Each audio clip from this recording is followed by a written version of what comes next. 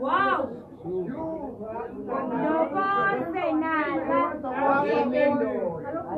Samamele mfowethu.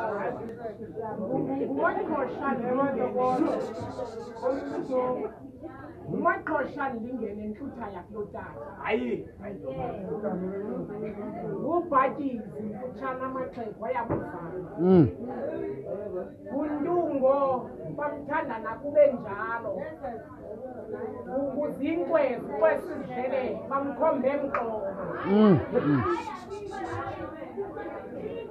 Ubhati utshane amaxhego ayabuzana.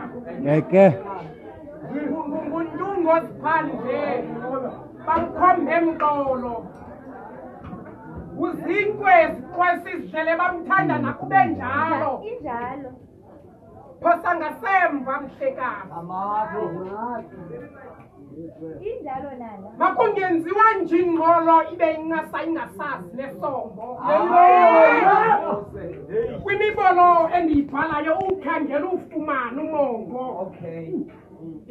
Kuphaka imibongo lezobe ungqina undokosa ubhala imibongo. Ndibuyise unqano lolwimi. Xa undiva ube namanwele inge ndikubambe kothongo. Kukhagamshelana imimoya liphakame icamagu. Uziva uwonwayo ugqongo. Kunamabholo esingawakhatha nokuba ningathandi sinimukule kwezontolongo.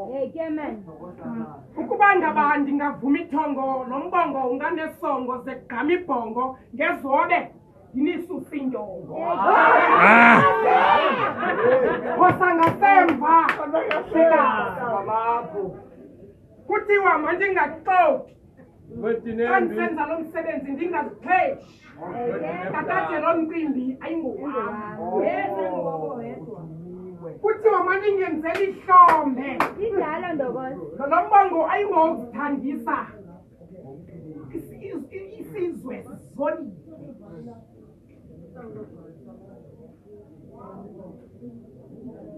Ukubale nyawe uyibile kuzotata.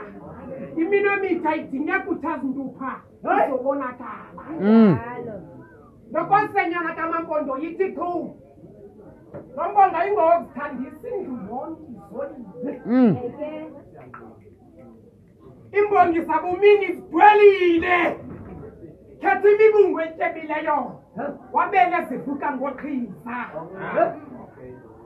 Sifuna kutata intsasa sizokwedlula phakathi komlilo wedobo nomlilo wendiza. Ndivake ngoku bathi ndiyabadiza. Phosa ngasemva mhlekazi. Phosa ngasemva mhlekazi. Emfo wam izihlangu ndithengo kwemigaqo yeli khaya uzishiya kuloo ndawo. Phosa ngasemva mhlekazi.